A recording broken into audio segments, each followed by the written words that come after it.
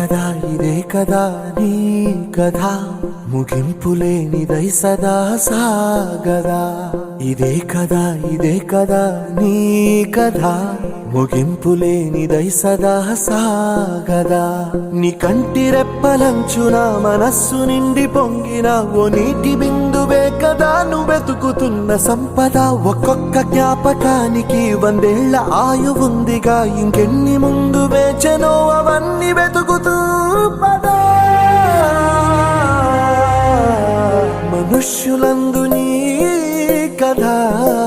మహర్షిలాగా సాగదా